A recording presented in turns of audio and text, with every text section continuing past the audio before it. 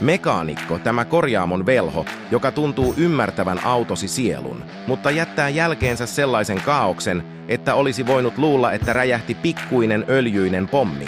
Mekaanikolla on ihmeellinen kyky tuoda autoon enemmän romua kuin sieltä lähti, ja aina löytyy joku uusi mystinen osa, jonka korjaaminen on ehdoton pakko. Hänellä on supervoimana saada jokainen naksahdus ja pikku vika kuulostamaan siltä, että autosi on viimeisellä henkäyksellään ja valmis viimeiseen matkaansa suoraan hänen lompakkoonsa. Hän antaa diagnoosin yhtä varmasti kuin lääkäri, mutta aina hieman mystisenä. Jotain häikkää sun vaihdelaatikossa, hän sanoo, aivan kuin puhuisi vanhasta perhetuttavasta, jolla on tapana aina olla vähän poissa tolaltaan. Mekaanikko on myös ilmiömäinen myyntimies. Jokainen öljynvaihto, jarrulevy ja uusi hihna on hänelle kuin mestariteos, jonka hintalappu on vain pieni lisä kaiken muun ohella. Ja jos uskallat kysyä, miksi hinta nousi kolminkertaiseksi, saat vastaukseksi syvällisen katseen ja legendaarisen "tällaista se vaan on näissä hommissa".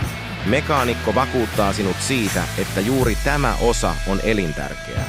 Mutta jos silti kysyt, mikä kaikki tuli tehtyä, saat vastaukseksi pitkän, teknisen luettelon osista, joiden nimiä et ole ikinä kuullut ja joiden olemassaoloa et edes epäillyt ennen tätä hetkeä. Ja siivous? Mekaanikko jättää auton ympärille enemmän romua kuin työmaa, jossa ydinreaktoria rakennetaan. Rasvatahrat, työkalut ja hylätyt mutterit ovat kuin hänen käyntikorttinsa, muistutuksia siitä, että ammattilainen on käynyt autosi kimpussa. Hän jättää jälkeensä öljyn ja rasvan täplittämän lattian, aivan kuin se olisi osa taideteosta, ikään kuin kaikki tietäisivät, että siellä on tehty töitä.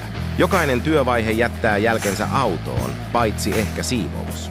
Ja se klassinen päätös, kun kysyt, onko kaikki nyt kunnossa, mekaanikko katsoo sinua, hymyilee salaperäisesti ja vastaa, ainakin toistaiseksi.